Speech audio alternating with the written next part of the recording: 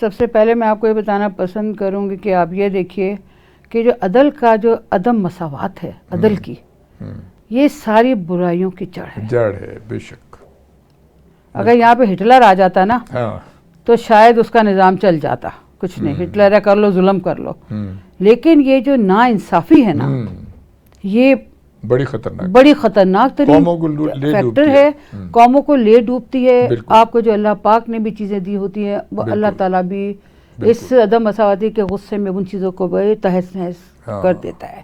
یعنی کیا ہے، جو لوگ آپ کو یہ بتانا پسند کروں کہ بھائی ظلم ہے. اب یہ بھی ہوتا ہے کہ ظلم کے خلاف، عدم مساوات کے خلاف آپ آواز نہیں اٹھاتے ہیں تو اس کی وجہ سے اور خرابیاں پیدا ہوتی ہیں. اچھا، میرا آپ جیسے آپ بتا رہے تھے کہ میں لائر تھی یا قانون میں تھی، میں ابھی اپ ٹو ڈیٹ ہوں اور الحمدللہ لائسنس ابھی بھی میرے پاس ہے.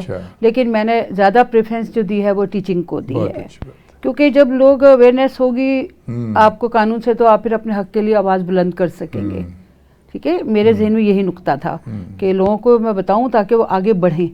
اکثر لوگ ایسے ہوتے ہیں کہ وہ نہیں بولتے، نہیں آگے بڑھتے، جس کی وجہ سے ان پہ کافی زیادتی ہو جاتی ہے.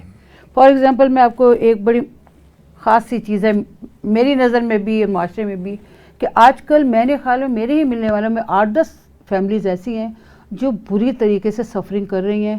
ہوتا یہ ہے کہ والد زندہ ہیں، انہوں نے اپنی بساط کے مطابق یا اولاد کی ضرورت کے مطابق دے دیا جو کچھ بھی ان کا دل چاہا.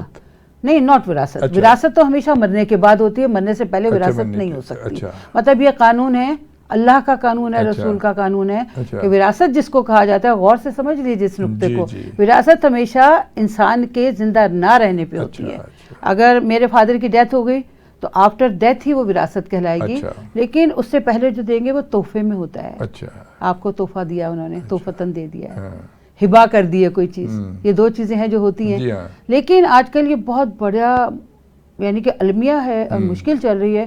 بڑے بڑے جو کہنے کو ڈاکٹر ہیں 30-35 سال کے، اور بھی پڑھے لکھے بڑے سیانے جو اپنے آپ کو بہت عقل مند سمجھتے ہیں، اس معاملے میں آپ کہتے ہیں کہ بھی فادر کی تو ڈیتھ ہو گئی ہے، ٹھیک ہے، لیکن اب جو فادر نے زندگی میں دے دیا تھا نا اس کو بھی شامل کرو، دین وراثت کی تقسیم کرو.